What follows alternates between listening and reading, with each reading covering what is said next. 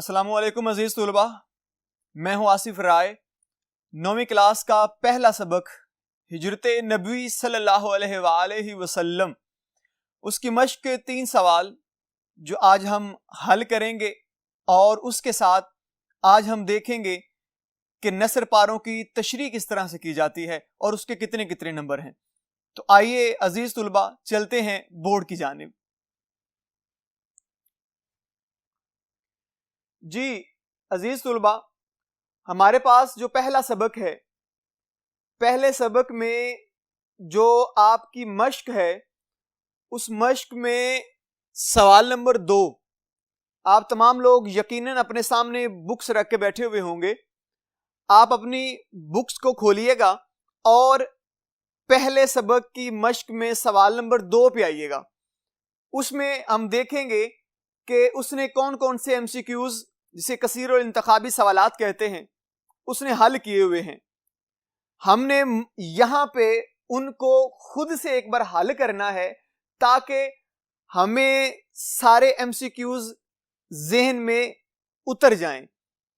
तो अजीज तुलबा, आइए इसको हल करते हैं। पहला जुमला जो लिखा हुआ है, स्टेटमेंट लिखी हुई है, वो ये है, हाफिज आलम ने मुसलमानों को दारुल अमान डैश की तरफ रुख करने का हुक्म दिया। अजीज तुलबा, इसके नीचे उसने 3 एमसीक्यूज दिए हुए हैं। यह चीज ध्यान में रखिएगा कि यहां पे मैंने 3 दिए हैं, बोर्ड में उसने 4 ही आपसे पूछने हैं। मुराद यहां पे 4 एमसीक्यूज दिए होंगे और उनमें से एक ठीक होगा। मैंने यहां पे सिर्फ 3 दिए हुए हैं, इनमें एक ठीक है। तो अजीज तुलबा देखिएगा, हाफिज आलम ने मुसलमानों को दारुल अमान डैश की तरफ रुख करने का हुक्म दिया, तो इसमें से कौन सा ऑप्शन ठीक होगा? जी देखिएगा, मदीना। मदीना ऑप्शन जो है यहां पे दुरुस्त है। जी अजीज तुलबा, अगले बोर्ड की तरफ चलते हैं और मजीद हल करते हैं एमसीक्यूज। जी अजीज तुलबा, इस वक्त हमारे पास दूसरा एमसीक्यूज मौजूद है, दूसरी स्टेटमेंट मौजूद है। नबूवत का डैश साल शुरू हुआ और अक्सर सहाबा मदीने पहुंच चुके, तो वही इलाही के मुताबिक हजरत सल्लल्लाहु अलैहि वसल्लम ने भी मदीने का अज़म फरमाया। इसको पढ़ने के बाद बेटा नीचे 3 एमसीक्यूज मौजूद हैं, 12वां, 13वां, 14वां। तो हमारे ज़हन में कौन सा जवाब दुरुस्त आ रहा है? जी बिल्कुल 13वां, यानी कि नबूवत का 13वां साल था जब हजूर अलैहिस्सलातु वस्सलाम ने हिजरत फरमाई। जी उसके बाद है, इस वक्त भी आपके पास बहुत सी डैश जमा थी। ऑप्शंस हैं तलवारें, अमानतें, खजूरें। जी हमारे पास जवाब आ रहा है अमानतें। हजूर के पास अमानतें जमा थी। जी उसके बाद, डैश को मालूम हो चुका था कि कुरैश आपके कत्ल का इरादा कर चुके हैं। किसको मालूम हो चुका था कि हुजूर अलैहिस्सलातु वस्सलाम के कत्ल का इरादा कुरैश कर चुके हैं? जी जनाबे अबू बकर सदीक, जनाबे उमर, जनाबे अमीर रजी अल्लाह तआला अन्हु। इन तीनों में से कौन सा जवाब दुरुस्त होगा? जी हमारे पास जवाब है जनाबे अमीर रजी अल्लाह तआला अन्हु। जी आगे बढ़ते हैं। इसी तरह डैश रातें गार में गुजारी। जी अजीज तुलबा, आपने सबक पढ़ा पूरा, देखा होगा आपने कि हुजूर ने कितनी रातें गार में गुजारी थी। जी 3 रातें। 3 रातें हुजूर ने अपने दोस्त हजरत अबू बकर सदीक रज़ी अल्लाह तआला अन्हु के साथ गुजारी। जी अजीज तुलबा, अगले बोर्ड की तरफ बढ़ते हैं और मजीद हल करते हैं। जी अजीज तुलबा, हमारे पास इसी मश्क में सवाल नंबर 8 है, जो बोर्ड में एमसीक्यूज की शक्ल में आ सकता है। एमसीक्यूज की शक्ल में ये पूछा जा सकता है। तो सवाल लिखा हुआ है जमा के वाहिद और वाहिद के जमा लिखें। मैंने एक टेबल बना दिया है, इसमें अलहदा अलहदा जमा वाहिद कर दिए गए हैं। पहला है हमारे पास बेटा झनकारें, वाहिद होगा इसका झनकार। जमा है राय, वाहिद है राय। उसके बाद कुछ उसने वाहिद की शक्ल में दिए हुए हैं, जो ब्लैक है ये वाहिद की शक्ल में है, उसकी जमा हमने बनाई है हदफ अहदाफ। जंजीर जंजीरें। उसके बाद कबीला कबाइल। जी अजीज तुलबा आगे बढ़ते हैं। अभी का जो सवाल मैं हल करने जा रहा हूं इसके मुतालिक थोड़ा सा सुन लीजिएगा। अजीज तुलबा आपको एक सवाल आता है जो नसर पारों के मुतालिक होता है। मुराद नसर पारे से मुराद है पैराग्राफ। 2 पैराग्राफ आते हैं आपको, एक 5 नंबर का होता है, दूसरा भी 5 नंबर का, कुल मिला के दोनों के 10 नंबर बन जाते हैं। लेकिन हमें नंबर कहां कहां से लेने हैं, कितने किस चीज के कितने नंबर हैं, वो सारी चीजें मैं अभी आपसे तफसील से जो है वो बहस करता हूं। तो आइए चलते हैं, हमारे पास सवाल है और उसके मुतालिक एक पैराग्राफ भी मेरे पास मौजूद है। हम उस पैराग्राफ को पढ़ेंगे और पैराग्राफ को पढ़ने के बाद हम ये देखेंगे कि इसके अंदर जो अल्फाज उसने अंडरलाइन किए हुए हैं, जितने भी अल्फाज उसने अंडरलाइन किए होंगे ना, वो अंडरलाइन से मुराद ये होगा ये लफ्ज लिखा हुआ है, लफ्ज के ऊपर उसके ऊपर लाइन लगी हुई है, नीचे नहीं।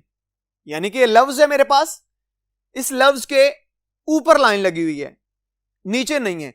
अंडर द लाइन, अंडरलाइन है वो, यानी कि जिसको उर्दू में कहेंगे खत कशीदा, यानी खत के नीचे का जो लफ्ज है उसे हमने देखना है। उसने चार खत कशीदा अल्फाज यानी अंडरलाइन अल्फाज आपको उसने पूछे होंगे और उन चारों के हमने मायने लिखने होंगे। तो वो सारा तरीका हम अभी डिस्कस कर लेते हैं।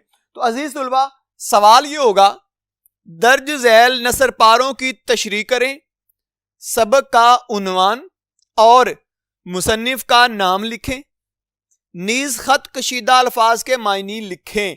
ये 5 नंबर का सवाल है, इसके 5 नंबर हैं। कैसे कैसे नंबर आते हैं 5, कहां कहां से आते हैं, उसके ऊपर भी बात करेंगे। पैराग्राफ हमारे पास फर्ज कीजिए कि ये पैराग्राफ है जो बोर्ड में पेपर में हमारे पास मौजूद है। सुबह कुरैश की आंखें खुली तो पलंग पर आ हजरत सल्लल्लाहु अलैहि वसल्लम की बजाय जनाबे अमीर थे। जालिमों ने आपको, अजीज तुलबा ये पैराग्राफ मैं पढ़ रहा हूं आपके पहले सबक के अंदर से ही, ताकि आपको समझने में आसानी हो जाए। अजीज तुलबा अगले बोर्ड की तरफ चलते हैं और इस पैराग्राफ को मुकम्मल करके इसकी पूरी तफसील देखते हैं। जी अजीज तुलबा हमारे पास पैराग्राफ था जो हम पीछे पढ़ रहे थे। पकड़ा और हरम में ले जाकर कुछ देर महबूस रखा और छोड़ दिया, फिर हजरत सल्लल्लाहु अलैहि वसल्लम की तलाश में निकले। ढूंढते ढूंढते गार के दहाने तक आ गए। आहट पाकर हजरत अबू बकर सदीक गमजदा हुए और हजरत सल्लल्लाहु अलैहि वसल्लम से अर्ज किया कि अब दुश्मन इस कदर करीब आ गए हैं कि अगर अपने कदम पर उनकी नजर पड़ जाए तो हम को देख लें। ये तो अजीज तुलबा हमारे पास पूरा पैराग्राफ था, पूरा नसर पारा था जो हमने अच्छी तरह पढ़ लिया। अब मैं कुछ अल्फाज अंडरलाइन करने जा रहा हूं, खत खींचूंगा, उनके ऊपर एक लाइन खींचूंगा। बोर्ड में भी वो अगर ये पैरा देता है तो वो इन्हीं अल्फाज को अंडरलाइन करेगा जो मैं करने जा रहा हूं। तो अजीज तुलबा आइए करते हैं इनको अंडरलाइन। मैंने पढ़ा तो मुझे लगा कि इस पूरे पैराग्राफ के अंदर ये लफ्ज जो है महबूस, ये ज्यादा अहम है। अगर वो देता है ये पैराग्राफ तो इसको जरूर वो खत खशीदा करेगा, अंडरलाइन करेगा। जी, उसके बाद मुझे यह लग रहा है कि इस पूरे पैराग्राफ में ये जो लफ्ज है वो इसको अंडरलाइन करेगा। ये मुश्किल है, अहम है। उसके बाद मुझे यह लगता है कि ये लफ्ज आहट, ये मुश्किल है। वो आपको अगर बोर्ड में ये पैराग्राफ देगा तो इसी को अंडरलाइन करेगा। उसके बाद गमज़दा, मैंने 4 अल्फाज अंडरलाइन खत कशीदा कर दिए। अब हमें क्या करना है, पूरा तरीक़ाकार अजीज तुलबा मैंने नीचे लिख दिया है। अब पूरा पैरा आप पढ़ लेंगे। पूरा पैरा पढ़ने के बाद आपके ज़हन में क्या आ जाएगा, वो 4 अल्फाज के मायनी, पूरे मायनी आपके ज़हन नशीन हो गए। अब आप क्या करेंगे, आप मार्कर के साथ लिखेंगे हवाला-ए मतन, हवाला-ए मतन लिखेंगे आप। ये लिखने के बाद आपने मार्कर से लिखना है सबक का उन्वान। आपने ज़हन में रखना है कि ये पैराग्राफ जो मैंने पढ़ा है ये किस सबक से आया होगा। आपने उस सबक को ज़हन में लाना है और उस सबक के उन्वान के सामने उसका उन्वान लिख देना है। नाम नहीं लिखा करते, इसका उन्वान लिखा करते हैं, ये उन्वान है। ये करने के बाद फिर आपके ज़हन में ये भी सवाल आएगा कि अब मुसन्निफ का नाम क्या होगा। जिस सबक को मैंने यहां पे लिखा है उसके लिखने वाले का नाम क्या है, तो आपके ज़हन में आ जाएगा। आपने फौरन उसका नाम यहां पे लिख देना है। जी अजीज तुलबा, आपने ये चीज ज़हन में रखनी है कि ये जो हवाला मतन है, इस हवाला मतन को मार्कर से लिखना है। किससे लिखना है, मार्कर से। एक चीज ये मार्कर से, सबक का उन्वान मार्कर से, मुसन्निफ का नाम मार्कर से। यानी कि ये जो आप हेडिंग्स दे रहे हैं ये आप मार्कर से ही देंगे। उसके बाद नाम मुसन्निफ का जो होगा उसको आपने क्या करना है, उसको आपने पेन से लिखना है। ये भी पेन से, ये भी पेन से, ये चीजें में रखिएगा। ये भी पेन से है, ये भी पेन से है, ये और ये आपने मार्कर से करने हैं। अब हम ये देख लेते हैं कि इनके नंबरात कितने हैं, किस तरह से इसके नंबर होंगे। तो देखिएगा बेटा, ये जो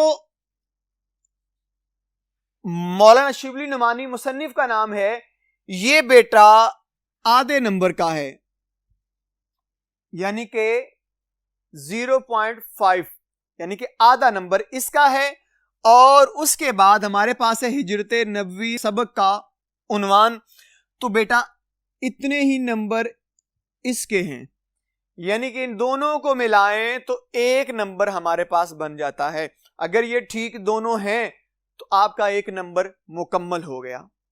जी अजीज तुलबा, उसके बाद हमारे पास आ गया खत कशीदा अल्फाज के मानी, यानी कि ऐसे अल्फाज जो उसने पैराग्राफ में अंडरलाइन खत कशीदा किए हुए थे। देखें, लाइन ऊपर है, लफ्ज नीचे है। कहीं ऐसा ना हो इस लाइन के ऊपर देख रहे हो आप, ऐसा नहीं है। लाइन के नीचे वाला लफ्ज, लाइन के नीचे वाला, इस तरह से, इस तरह आपने देखा। अब देखने के बाद क्या कीजिएगा, आप इधर आके हाइडिंग बनाएंगे मार्कर के साथ, यानी कि ये भी आपने मार्कर के साथ लिखना है खत कशीदा अल्फाज के मायने। ये लिख दिया। लिखने के बाद आप इस तरह से खाने बना लीजिएगा। इस तरह से खाने बनाने से आपको आसानी होगी, खूबसूरती बढ़ जाएगी आपके पेपर की।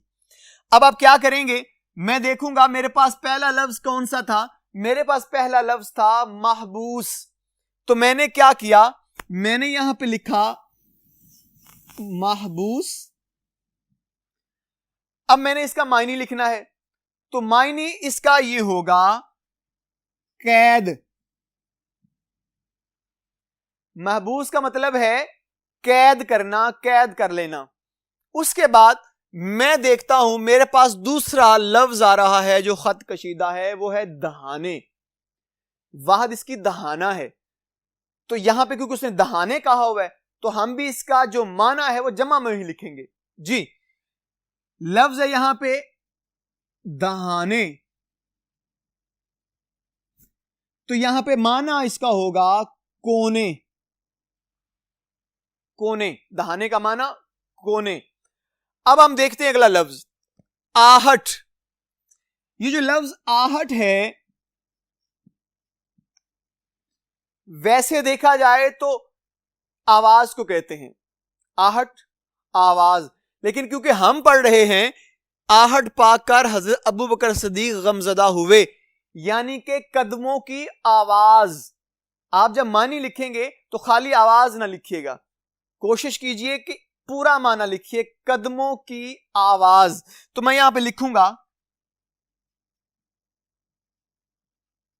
कदमों की आवाज, कदमों की आवाज। अब खाली भी आवाज लिख देते तो कोई हर्ज नहीं था उसमें, लेकिन फिर भी बेहतर था कि आप जुमले के लिहाज से बात कर देते, मानी बता देते। सो हमने बता दिया जी।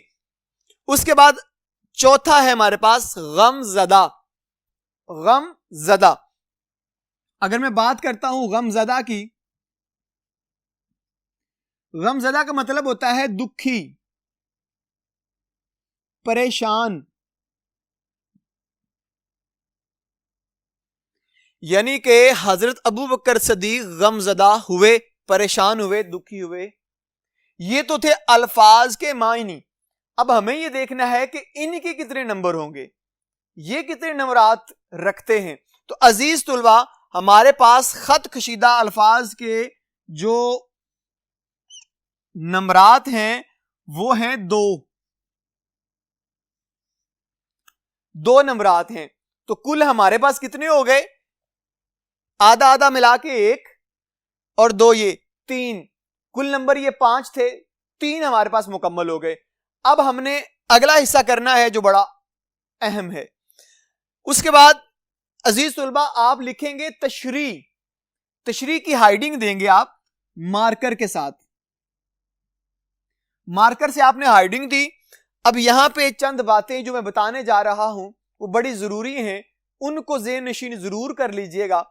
एक तो ये है कि जब आप तशरीह कर रहे हो तो आपने इस पैराग्राफ को अपने ज़हन में बिठा के रखना है, पैराग्राफ को ज़हन से नहीं निकालना।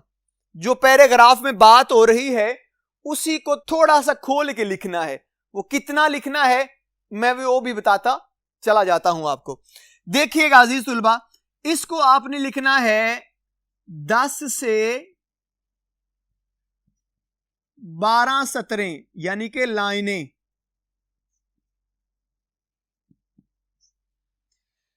10 से 12 सतरें, यानी इसकी आप 10 से 12 सतरें करेंगे। अब अगर आपके पास जो सवाल पेपर है, जो क्वेश्चन पेपर है, उसके अंदर इसकी 4 लाइनें बनेगी, इससे ज्यादा नहीं बनेगी, 4 साढ़े 4। उन 4 साढ़े 4 लाइनों को आपने 10 से 12 लाइनों में बदल देना है। तो जाहिर बात है आपको एक लाइन को 2 ढाई में 1.5 में करके थोड़ा सा तफसील से बयान करना है। इतनी तफसील बयान नहीं करनी कि वो इससे बढ़ जाए, कहीं दूर चला जाए। अच्छा जी, उसके बाद आपने क्या करना है, अगर आपको यह लगता है कि ये जो पैराग्राफ की तशरीह हमने की है अभी, इसमें कोई शेर आता है जो बिल्कुल तशरीह के बिल्कुल बराबर है, इसके मुताबिक है, तो आप क्या करेंगे, आप पैराग्राफ के दरमियान, अगर 10 लाइनें हैं तो पहली 5 के बाद जहां पे आपको लग रहा हो कि इसका यहां पे लगाना जरूरी है, आप शेर लगाइए वहां पे, कोई एक, इससे ज्यादा नहीं। आपको लगता है कोई हदीस है जो कि बिल्कुल आपके इस पैराग्राफ की तशरीह के बिल्कुल ऐन मुताबिक है, तो आप क्या करेंगे, आपको अगर लगता है कि वो दरमियान में आना चाहिए तो दरमियान में लगा दीजिए। आपको यह लगता है कि वो बिल्कुल पैराग्राफ की तशरीह के आखिर पे आनी चाहिए, आप आखिर पे ले जाइए। इस तरह से आपने 2 से 3 चीजें कर सकते हैं। अशार लिख सकते हैं, आप कोई हदीस का हवाला दे सकते हैं, आप कोई आयत का तर्जुमा दे सकते हैं, आप कोई ज़रबुल मिसल लिख सकते हैं, आप कोई कौल का हवाला दे सकते हैं। लेकिन इस चीज से गुरेज कीजिएगा कि कोई भी वाकया नहीं लिखना, क्योंकि वाकया जो है वो पैराग्राफ्स पे होता है। तो हमारे पास तो पहले ही 10 से 12 लाइनें हैं, तो कभी भी आपने किसी भी पैराग्राफ की तशरीह में किसी किस्म का वाकया नहीं कोड करना।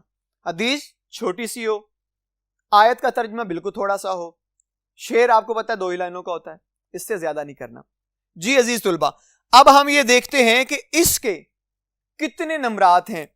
तो तशरीह जो है बेटा, तशरीह के भी 2 मार्क्स हैं, यानी कि हमारे पास 1 2 3 हो गए और 2 5 हो गए, यानी कि 5 नंबर का काम हमने आसानी यहां पे कर लिया। तो अजीज तुलबा, मुझे उम्मीद है कि आपको यह सारा लेक्चर अच्छी तरह से ज़हन नशीन हो गया होगा। मैं आसिफ राय आपसे इजाजत चाहता हूं, फिर मुलाकात होगी अगले लेक्चर में। अल्लाह हाफिज।